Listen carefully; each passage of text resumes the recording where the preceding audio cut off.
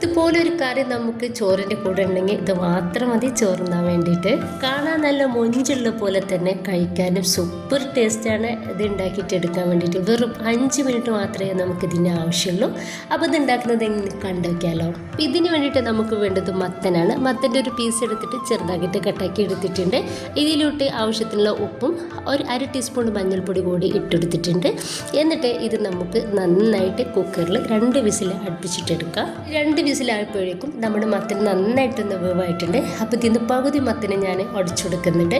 ബാക്കി മത്തനെ നമ്മൾ ഉടക്കാതെ അവിടെ തന്നെ വെക്കണം കേട്ടോ.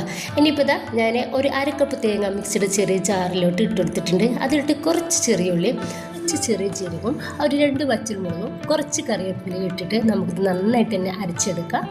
നന്നായിട്ട് അരച്ചെടുത്തിട്ടുള്ള ഒരു മിക്സ് നമുക്കൊരു മത്തനിലോട്ട് ഒഴിച്ചു കൊടുക്കാം. മിക്സിയിലേക്ക് ഒരു 1/4 കപ്പ് വെള്ളം ഒഴിച്ചെടുത്തിട്ട് അതുകൂടി ഇതിലേക്ക് ഒഴിച്ചെടുത്തിട്ടുണ്ട്. എന്നിട്ട് ഇത് നന്നായിട്ടൊന്ന് മിക്സ് ആക്കി എടുക്കാം. കുഞ്ഞു പാത്രം വെച്ചെടുത്തിട്ട് അതിലോട്ട് കുറച്ച് വെളിച്ചെണ്ണ ഒഴിച്ചു കൊടുത്തിട്ട് കടുക് ഇട്ട് കൊടുക്കുന്നുണ്ട്. കടുകൊന്ന് പൊട്ടി വന്നാൽ അതിലോട്ട് കുറച്ച് കറിവേപ്പിൻ്റെ ഇല കൂടി ഇട്ട് കൊടുത്തിട്ട് ഒന്ന് പൊട്ടിച്ചെടുക്കാം. നമുക്കിത് മത്തനിലേക്ക് ഒഴിച്ചെടുത്താൽ ഇത്രയേ ഉള്ളൂ കേട്ടോ. നല്ല ടേസ്റ്റി ആയിട്ടുള്ള ഈ മത്തൻ വെച്ചിട്ടുള്ള കൂട്ടാൻ റെഡി ആയിട്ടുണ്ട്.